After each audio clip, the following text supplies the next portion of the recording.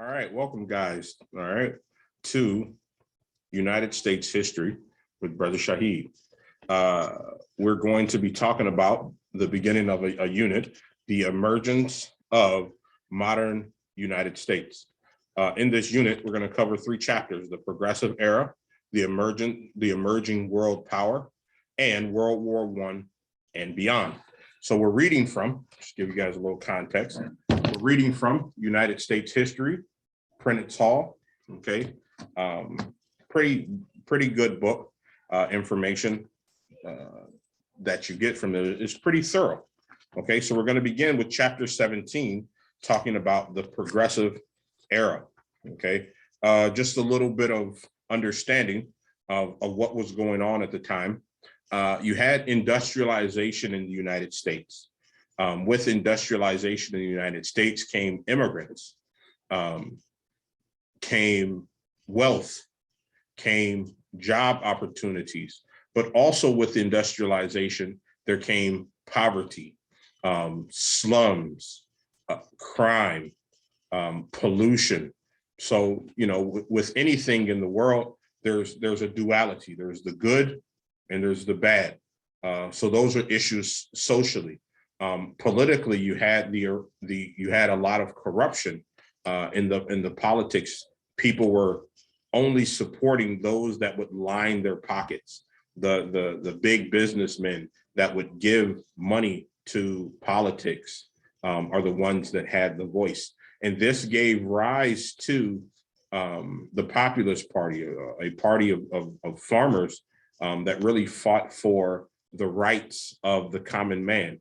This gave rise to workers' unions that began to fight for the worker in the factory. This gave rise to the women's suffrage movement, okay? Culturally, the United States begins to change from an agricultural country to a more industrious country. People begin to move into the inner cities. People begin to go to baseball games. People begin to go to the silent theaters and, you know, really expressing themselves with the emergence of these massive cities in the United States, okay? But like I said before, with the good comes the bad. And economically, as you begin to have the rich and the emergence of the middle class, you also start to have the emergence of the poor and poverty stricken. So there is a need for reform. So we begin with the section 1, the drive for reform, why it matters. Industrialization, urbanization, and immigration brought many benefits to America, but they also produced challenging social problems. In response, a movement called Progressivism emerged in the 1890s. Progressives believe that new ideas and honest, what's that? Me and Ahmed were history men. That's why we didn't come to class. Okay, give me 1 second, pause. Okay, sorry about that. Had some students come in.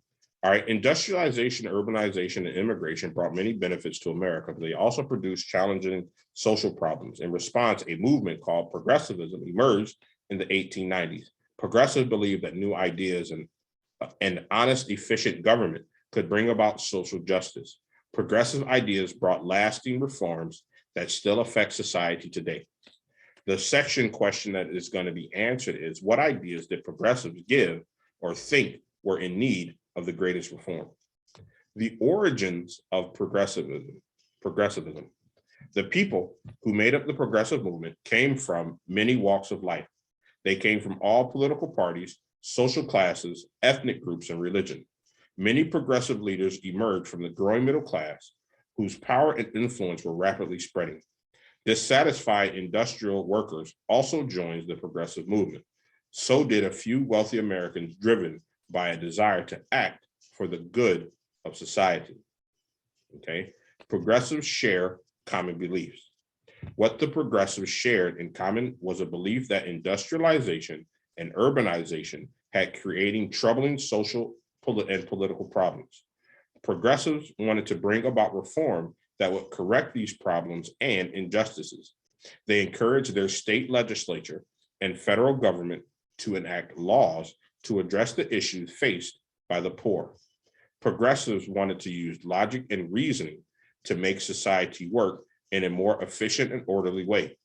Many motives motivated by religious faith sought social justice.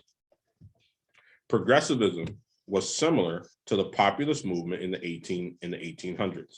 Both were reform movements that wanted to get rid of corrupt government officials and make government more responsive to people's needs. Both sought to eliminate the abuse of big business. Still, the two movements differ. At the forefront of the progressivism was the middle class people. They believed that highly educated leaders should use modern ideas and scientific techniques to improve society. Leaders of the populist movement, on the other hand, consisted mostly of farmers and workers. So again, we have this duality.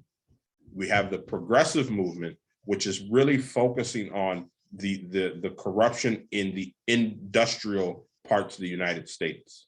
Okay, the populist movement is focusing on the injustices in the agricultural part of the United States. But both of them are trying to get rid of corruption in the United States, especially the corruption in big business and politics. Okay, progressives target a variety of problems. Some progressives thought that political reform was the most urgent need.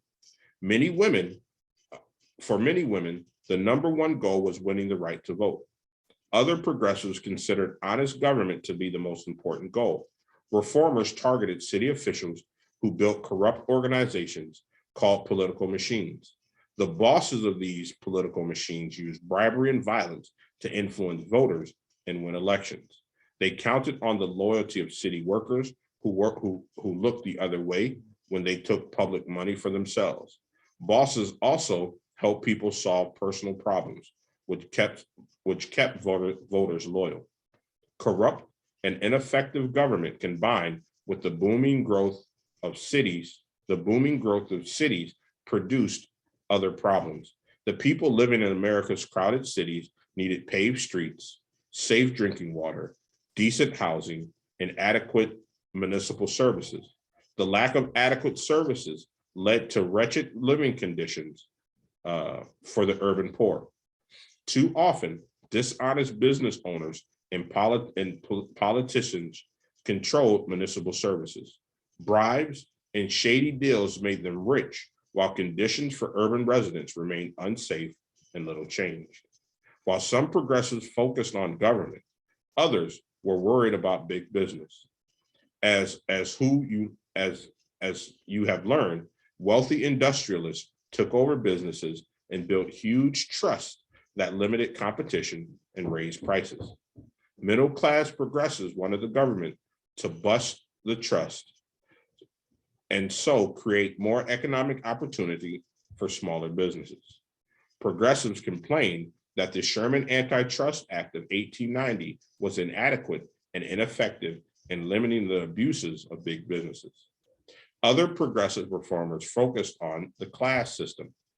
Often motivated by religious faith, they sought to reduce the growing gap between the rich and the poor. They attacked the harsh conditions endured by miners, factory workers, and other laborers. They wanted to improve conditions in city slums. They wanted social welfare laws to help children, as well as government regulations to aid workers and consumers. So what they're talking about here is that the progressive movement didn't focus on one particular part of society, okay? The progressive movement focused on a plethora, whether it was focusing on the vote, whether it was focused on child labor, whether it was focusing on the working conditions of the working class, whether it was focusing on the massive consumption of alcohol in the United States. Okay, there was the progressive movement. They wanted to bring justice to numerous sectors of American society. Okay, Muckrakers revealed the need for reform. Socially conscious journalists and other writers dramatized the need for reform. Their sensational investigative reports uncovered a wide range of ills affecting Americans in the early 1900s. Even though Theodore Roosevelt agreed with much of what they said, he called these writers muckrakers because he thought them too fascinated with the ugliest side of things. The writers were angry at first, but in time took up Roosevelt's taunting name as a badge of honor. The Muckrakers articles appeared in magazines and newspapers that entered millions of Americans' homes. People across the nation were horrified by the conditions that were revealed to them. Okay, so we have the muckrakers. So we have, think about a farmer or someone that's taking care of horses. Okay, when the horse is out of the stable, there is somebody that has to go and rake up all of the dung or the feces that animal has left behind, and that is called the muck. The person that rakes it up is the muck raker. So what Theodore Roosevelt was complaining about was that these people were going and they were kind of just digging up issues in America and exposing the foul stench underneath. Okay, this is why it was called the Gilded Age. Okay, journalists uncover injustices. One leading muckraker was Lincoln Steffens, managing editor of McClure's, a magazine known for uncovering social problems. In 1903, Steffens published The Shame of the Cities, a collection of articles on political corruption. His report exposed how the government of Philadelphia yet let utility companies charge their customers excessively high fees.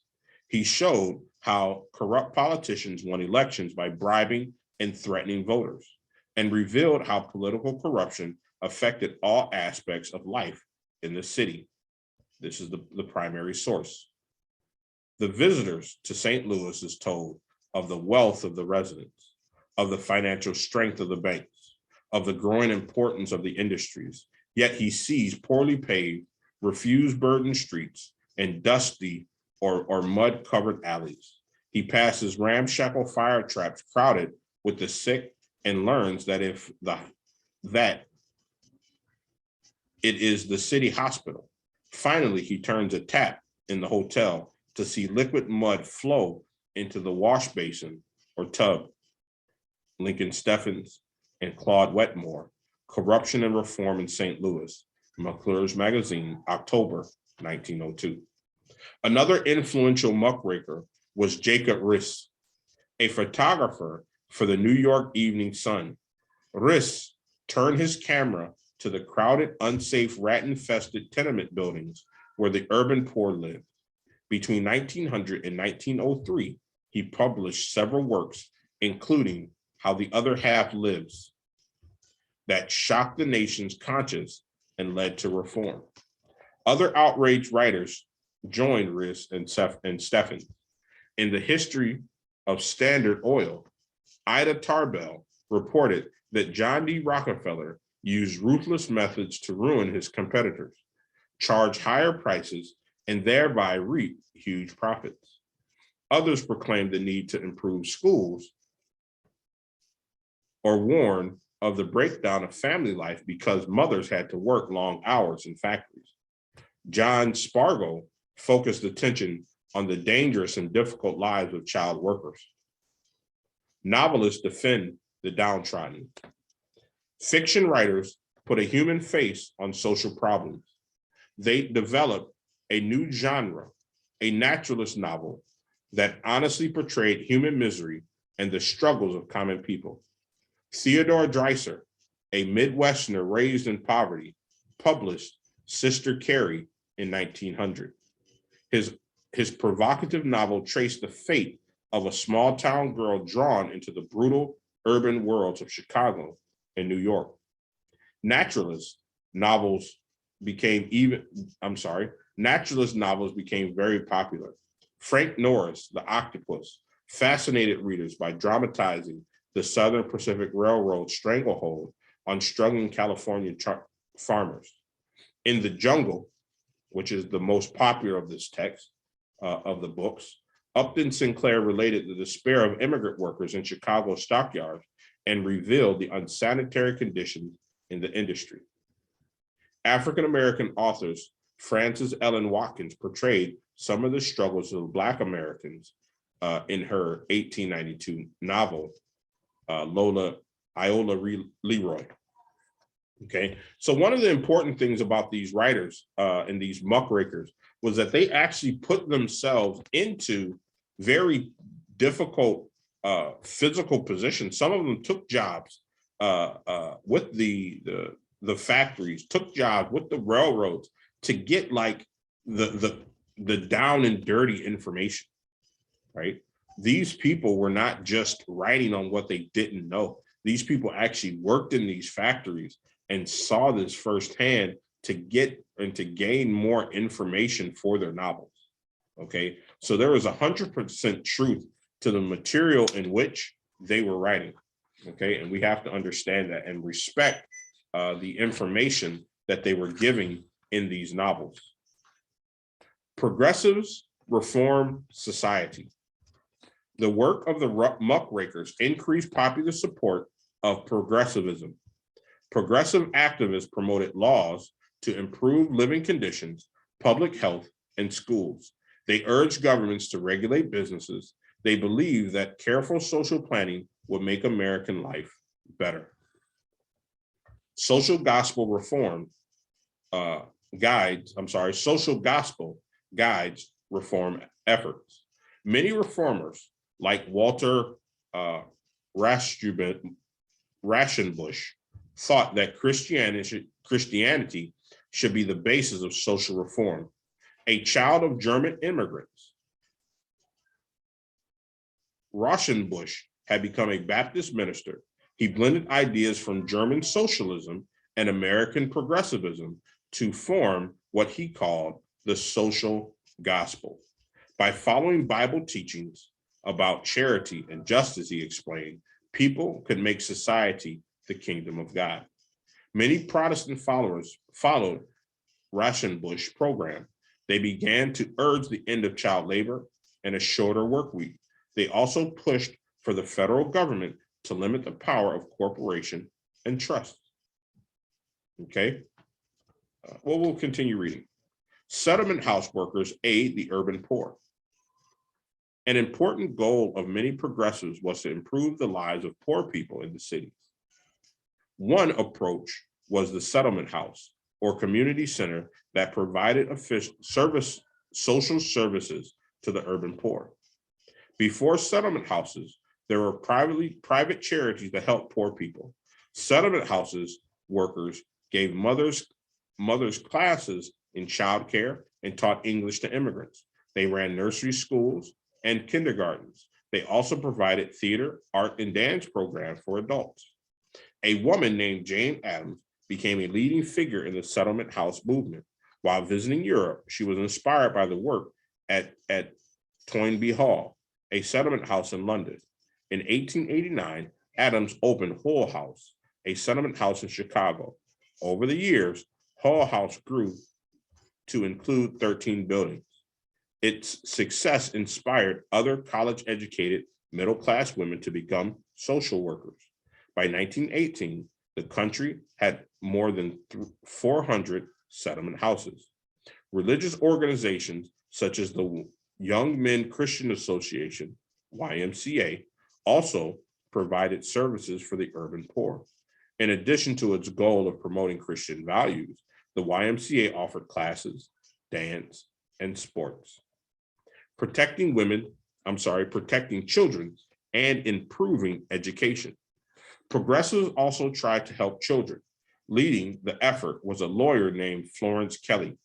Kelly helped convince the state of Illinois to ban child labor, and other states soon passed similar laws. In 1902, Kelly helped form the National Child Labor Committee, which successfully lobbied the federal government to create U.S. Children's Bureau in 1912. This new agency examined issues that affected the health and welfare of children. The agency still worked to protect children today. But progress in children's rights had a long way to go. In 1916, Congress passed the Keating-Owens Act, which banned child labor. However, 2 years later, the Supreme Court ruled the law unconstitutional. It was not until 1938 that Congress would end child labor for good. Progressives also tried to work to better children's lives by improving education. A number of states passed laws that required children to attend school until a certain age. However, there was heated debates over what the children should learn and how they should learn. Some argued that they should be taught only work skills. Others said they should learn to appreciate literature and music. Most educators agreed that girls should learn different things from boys. Educator John Dewey criticized American schools for teaching children to memorize facts, but not to think creatively. Dewey wanted schools to teach new subjects, such as history and geography, as well as practical skills like cooking and carpentry. His ideas were not adopted at once, but in later years, many states put them into effect. Progressives also helped industrial workers. In the early 1900s, the United States had the highest rate of industrial accidents in the world. Long hours, poor ventilation, hazardous fumes, and unsafe machinery threatened not only workers' health, but also their lives. Each year, some 30,000 workers died on the job, while another 500,000 were injured.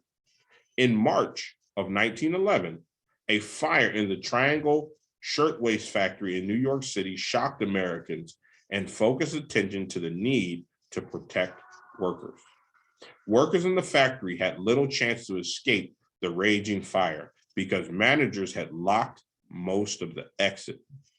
The fire killed 146 workers, and most of them were young Jewish women.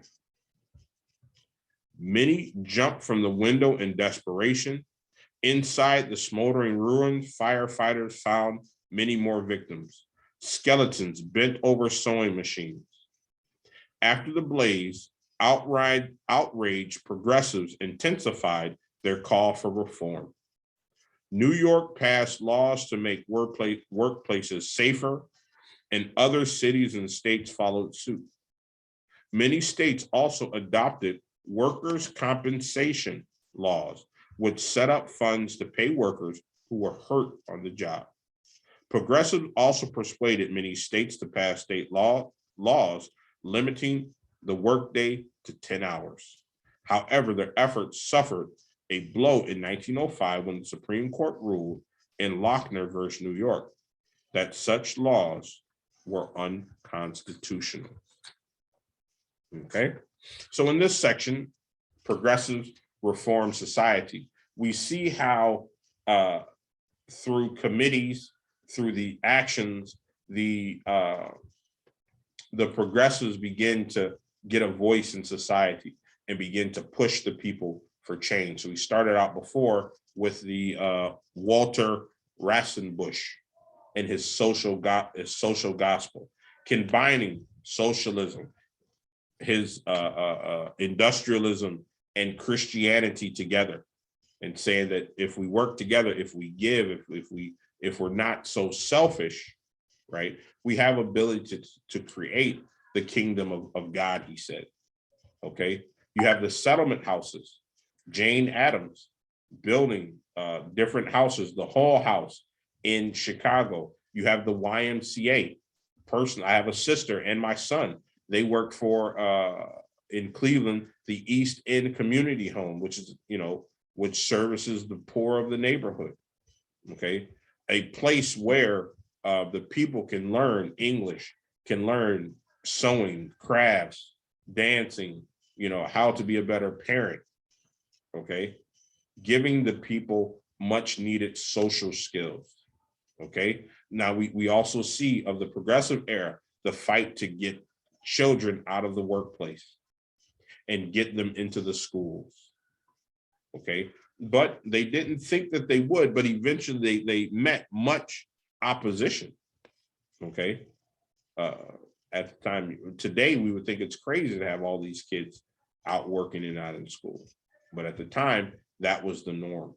Okay. And then you have people like John Dewey, who begins to come up with ideas of reforming education. Okay. How do we reform education so that the children are getting an education that will best benefit them, their families, and the society? Okay. And then due to this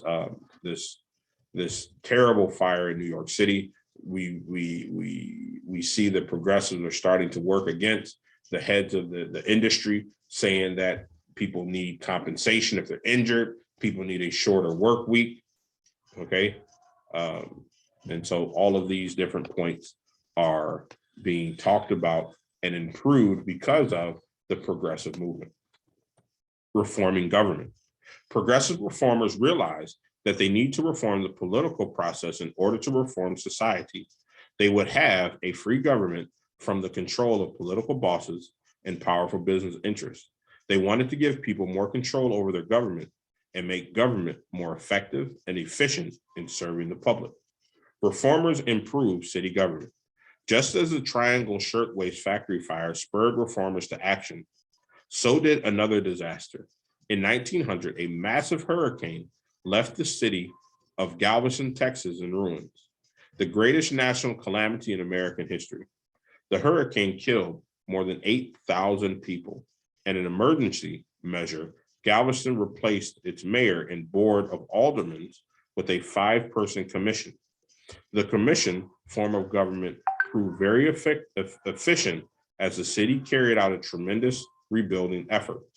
The following year, Galveston decided to permanently adopt the commission form of government. So instead of having a politician, a governor for Galveston, right?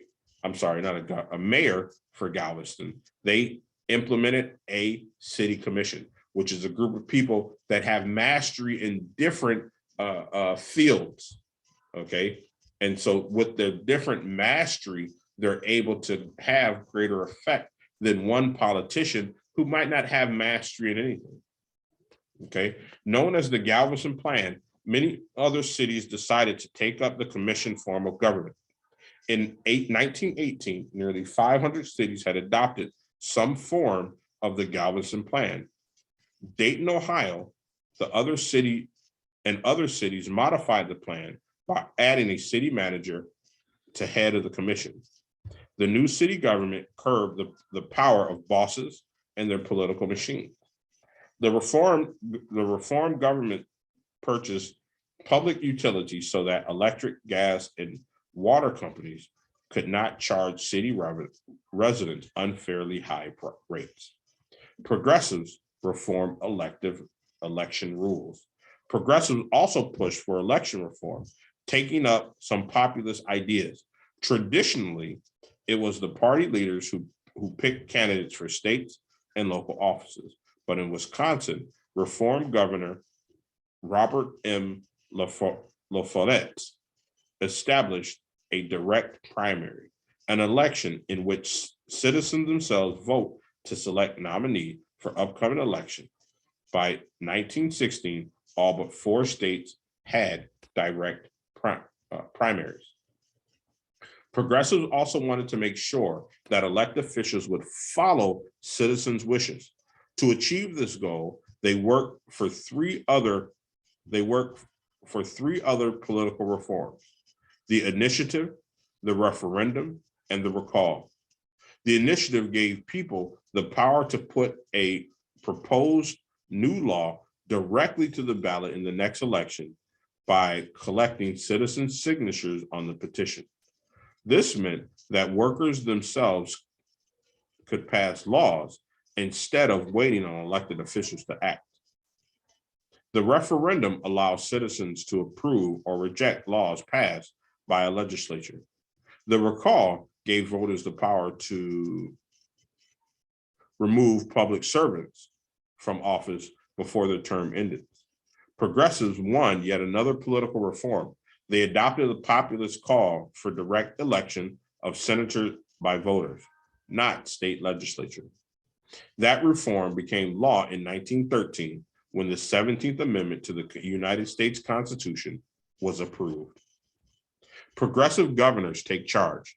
Dynamic progressives became the leading of several states, and chiefs amongst them was Robert LaFollette, of Wisconsin. Elected governor in 1900, Fighting Bob won the passage of many reform laws. Under his leadership, the Wisconsin state government forced railroad to charge lower rates and pay higher taxes. La Follette helped his state to improve education, make factories safer, and adopt the direct primary. Progressives called Wisconsin the laboratory of democracy. Hiram Johnson, governor of California, shattered the Southern Pacific Railroad stranglehold on state government. He put in place the direct primary initiative referendum and recall. He also pushed for another goal of some progressives, planning for the careful use of natural resources such as water, forest, and wildlife. Other progressive governments included Theodore Roosevelt of New York and Woodrow Wilson of New Jersey. Roosevelt worked to develop a fair system of hiring state workers and made some corporations pay taxes. Wilson refused the railroad's power and pushed for direct primary law. Both Roosevelt and Wilson later became presidents and brought reform to the White House. Okay, so we're seeing that this progressive movement and the reform that they are pushing is beginning to change American social culture, political culture, economic culture. Okay, that's very important. All right, and the checkpoint question that is asked is, how did progressive reform change local and state governments? And all you have to do is just speak on some of the points that were just talked about, and how that changed local government and eventually state government. Let's back up here to the CPQ before. They said, how did the progressives work to help the urban poor? And we talked about the different social programs that were formed to help those in need in the United States. Okay, what role did journalists and other writers play in the progressive movement? That is touching on the Muckrakers. Who were the Muckrakers, and what is the role that they played in bringing rights to all people? Okay, so with that, I am done with this section. Inshallah, I pray that you guys have enjoyed this. If there are any questions, please put them down in the comments, and I will try my best to answer them. So this U.S. history with Brother Shahid is just something that I'm trying out. I want to see if you know, maybe me reading and discussing what I'm reading helps students, my students, and other people that listen to understand what's going on in American history. Okay, this time of American history, some people find it very boring. They find it very drab. I personally do not. I enjoy it. So hopefully I can push my enjoyment of this into you, and you can get an A on your history exam, or just become a lover of history as I do. So please like, comment, and subscribe, and share this video so more people can get this wonderful understanding of the progressive movement and the drive for reform. Thank you, guys. Remember, keep putting one foot in front of the other, and you will reach your destination. Have a good one.